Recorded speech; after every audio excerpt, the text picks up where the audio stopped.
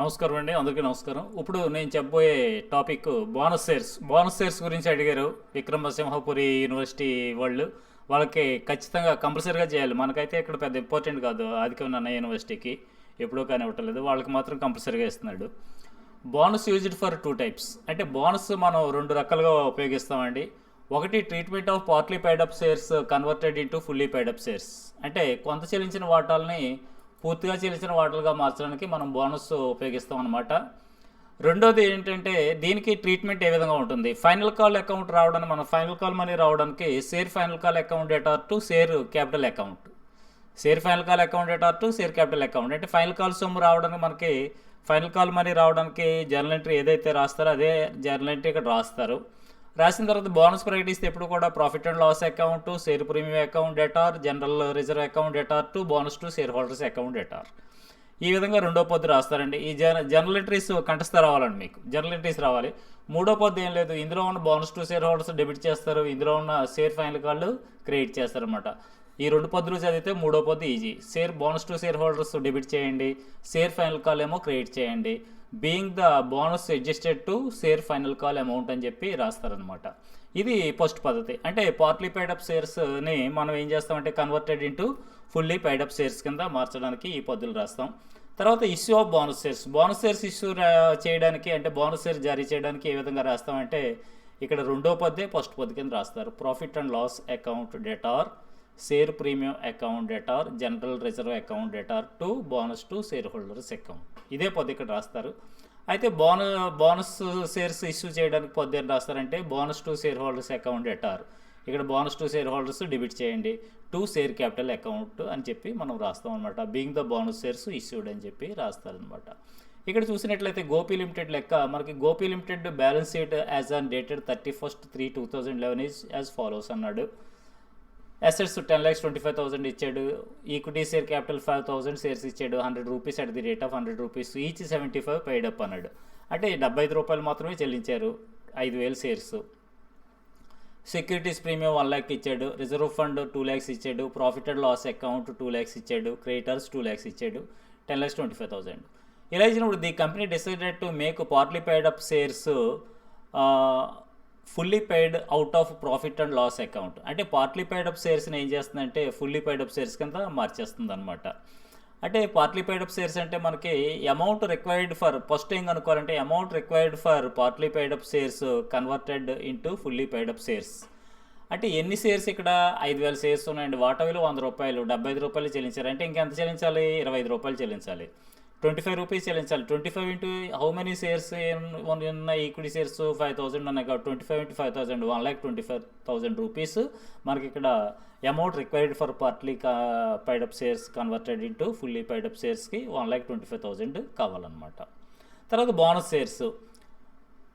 It was also decided to issue on fully bonus shares for every 2 shares held, and for this purpose the share premium was to be fully used first and later general reserve. దీనికోసం ఏం చేయమన్నాడు, share premium మొత్తం ఉపయోగించమన్నాడు. First securities premium 1 lakh తీసుకోమన్నాడు, తర్వాత మిగతాది రిజర్వ్లోంచి తీసుకోమన్నాడు అనమాట.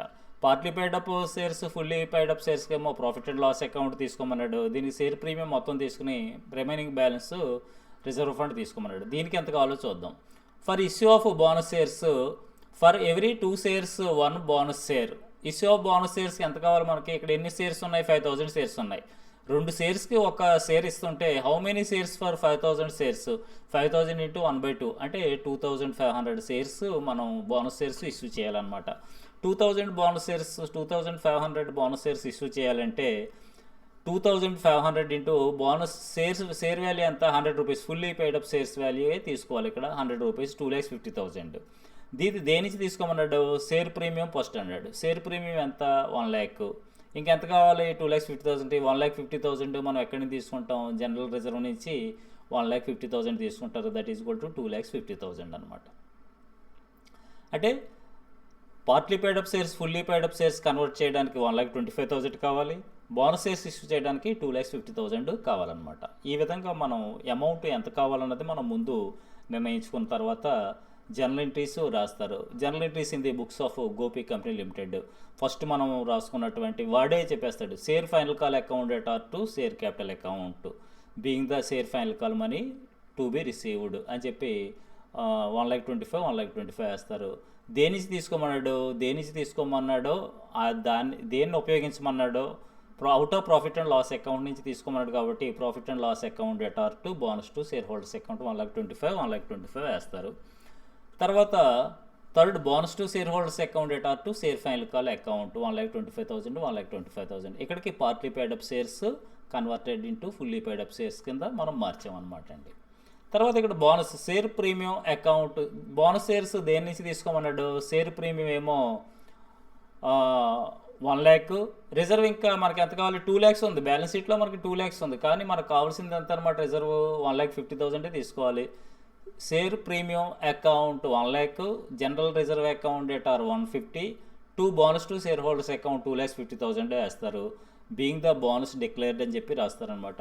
Bonus to share holders account debtor to share capital account 2,50,000 2,50,000 వేస్తారు. ఈ 5 పద్ధతులు మీకు కంఠస్థ రావాలండి.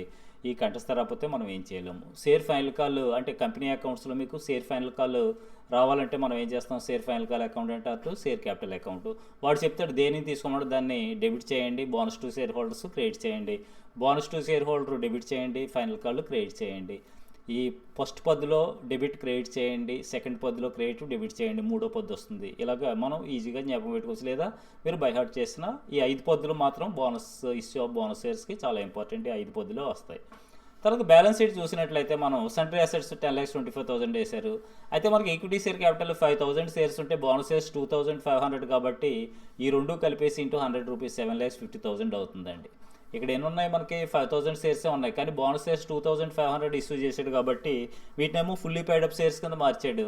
అంటే 5,000 plus 2,500 that is equal to 7,500 into 100 that is equal to 7,50,000 వస్తుంది అనమాట అండి. అయితే ఇక్కడ రిజర్వ్ ఫండ్ 2,00,000కి 1,50,000 వాడేసాం కాబట్టి మనకి ఎంత ఉంటుంది, ఇంకా 50,000 ఉంటుంది. అలాగే ప్రీమియం మొత్తం వాడేసాం కాబట్టి 1,00,000 ప్రీమియం తీసుకున్నాం కాబట్టి ఇంకేమీ మిగలలేదు. ప్రాఫిట్ అండ్ లాస్ 2,00,000కి 1,25,000 తీసుకున్నాం కాబట్టి 75,000 ఉంది. క్రెడిటర్స్ ఉంటుంది. టోటల్ 10,25,000 10,25,000 ఈ విధంగా మనం చేయాలన్నమాట అండి. ఇది ఫస్ట్ లెక్క. సేమ్ రెండో లెక్క మీరు ట్రై చేయండి. The balance sheet of A limited and company as 31/12/2009 was as follows. A limited company ఈ విధంగా ఉందన్నాడు. The company decided to make partly paid up shares fully paid out of profit and loss account. Same ఇందాకట్లాగే ఇక్కడ 10 lakhs shares ఉన్నాయి, 7 rupees 50 paise అంటే 7,50,000. ఇంకా ఎంత కావాలి మనకి, 10 రూపీస్ ఈచ్గా 2,50,000 కావాలి. అంటే answer amount required for partly paid up shares converted into fully paid up షేర్స్కి 1,00,000 ఇంటూ 2 రూపీస్ 50 పైస్ అంటే 2,50,000 కావాలి. Amount required for bonus shares for every 2 shares 1 bonus share. అంటే ఇక్కడ ఎన్ని షేర్స్ ఉన్నాయి, 1,00,000 ఉన్నాయి, ఎన్ని ఇస్తున్నాడు 50,000 ఇస్తున్నాడు. 50,000 ఇంటూ 10 5 lakhs కావాలన్నమాట. అర్థమైందా ఫ్రెండ్స్? ఇక్కడ 1,00,000 షేర్స్ 750 చెల్లించాడు కాబట్టి ఇంకా 250 చెల్లించాలి కాబట్టి 1,00,000 into 250 2,50,000 for partly paid up shares converted into fully paid up షేర్స్కి మనకి అమౌంట్ కావాల్సింది 2,50,000. అలాగే amount required for bonus share 2 shares every 2 share held 1 bonus shares అన్నాడు. It was also decided to issue of fully bonus shares for every 2 shares held and for this purpose share premium was to be fully used first and later general reserve. Same ఇందాక ఏ విధంగా అయితే వచ్చి అవే general entries రాస్తారు. First 3 ఎంట్రీస్కి 2,50,000 ఎలా వచ్చిందో మీకు తెలిసింది కదా.